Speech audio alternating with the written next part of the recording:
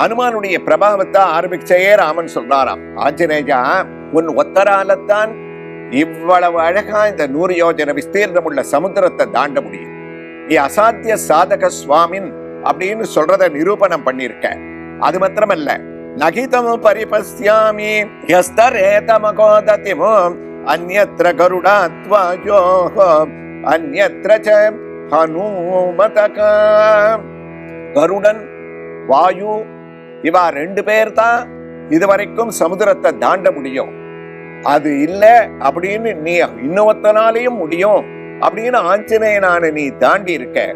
இப்படிப்பட்ட ஒரு உபகாரத்தை பண்ணி பிராட்டி எங்க இருக்கான்னு எனக்கு நீ காமிச்சு கொடுத்திருக்கே ஆஞ்சநேயா, ராமனான நான் உனக்கு என்னடா கைமாறு பண்ண முடியும்? என்ன அனுமானுடைய பிரபாவம் பாருங்க.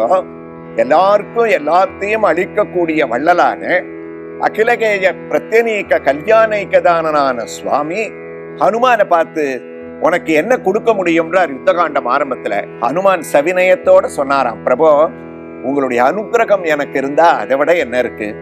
எப்பவுமே நான் ராம பக்தனாக இருக்கணும்.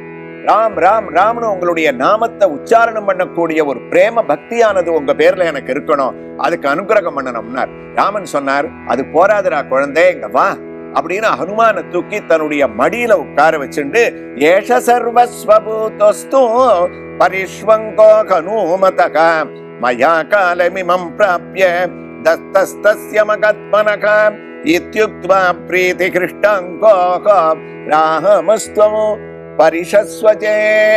அனுமான அப்படியே இருக ஆற தழுவிட்டாராம். சுவாமி தேசிகன் சொன்னார், சர்வஸ்வதான சர்வத்துவத்தையும் கொடுத்துட்டாரா அனுமானுக்கு. அந்த ஒரு ஆலிங்கனம் இருக்கு, அதுதான் ராமன் தான் வந்த காரியங்கள்லாம் முடிஞ்சு உத்தரகாண்டத்துல தன்னடி சோதியான வைகுண்டத்துக்கு எழுந்தருளக்கூடிய சமயத்துல ஹனுமான கூப்பிட்டார்.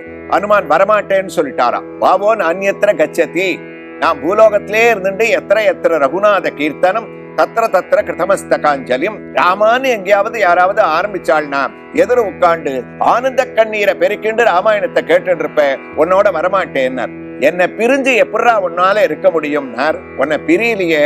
யுத்த காண்டம் ஆரம்பத்துல நான் சீதையை பார்த்துட்டு உனக்கு சந்தோஷமான விஷயத்த சொன்னேன்னு ராமா என்னை அப்படியே ஆலிங்கனம் பண்ணிண்டியே இருக.